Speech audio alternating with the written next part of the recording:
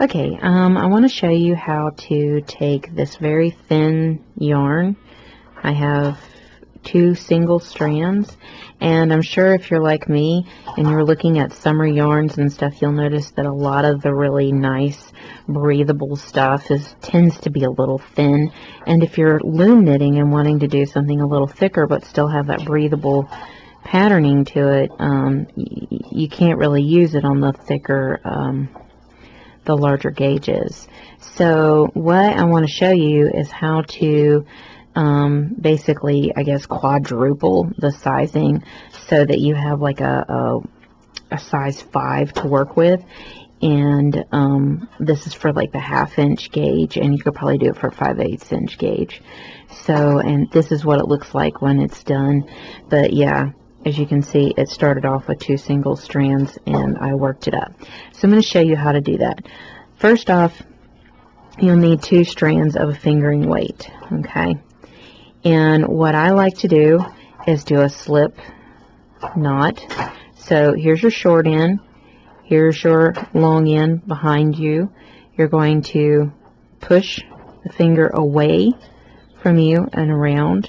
Then you're going to stick your thumb up into the hole that you created. You're going to grab the long yarn that's away, pull it through, and tighten. Okay? And I'm going to pull that down. Now, what I want to do is go in and pull this through and tighten, and then just pull it on through. Okay? And what you'll have, as you can see, is you'll end up with 6.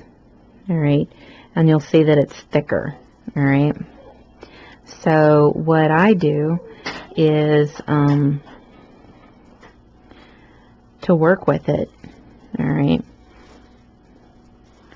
is what I'll do is do a chain cast on. And what you'll do there, if you want to do a chain cast on, is short end again, long end away, grab it, slip stitch it, and pull it through. And then at this point, this is where I'll show you how to do a chain cast on with it. So you'll send it behind, and then you'll pull through, send it behind, and pull through. Alright. And I'm fixing to add a brim to a hat, so 7. And I'll pull that tight. Alright. So because I'm kind of working with a stretch yarn and a non-stretch yarn, one may end up sitting a little shorter than the other. Alright, and what I usually do is pull whatever one that's sitting a little short than the other through a little bit more to even it out, and then keep working, and then pull through again. So, for instance, I'm adding a brim to this, so I'm going to stick a chain on there. And then I'm going to start working like I normally would. But when you get down to your when you're working and you get down to your end loops, you simply pull through and keep going. Okay, so what I'm going to do is I'm going to pause the video and I'm going to get it to a point where I can show you what it looks like to keep going, and going from there.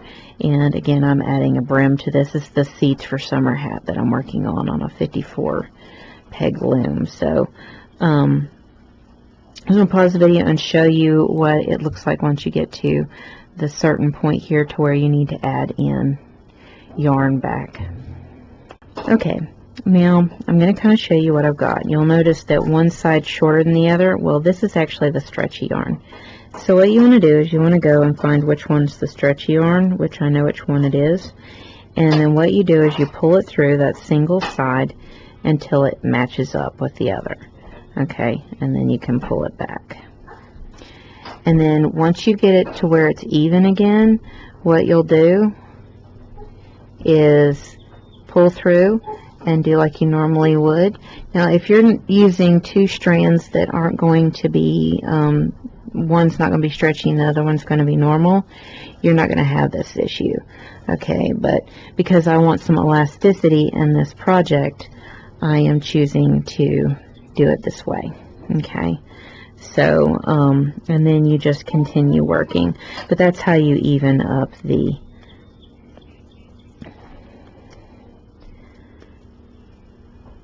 loops in order to keep it even as you work. Because it's one side is stretchy and the other one isn't, you'll get some of that, but it isn't going to be like that if you're doing two strands that are non-stretchy. Okay, so I'm kind of giving myself a little bit more than a challenge than I would have. Alright, so but at this point just keep working as you normally would, and you end up with this technique that gives you the thick yarn that you need, but also the breathable fabric that you're wanting for summer.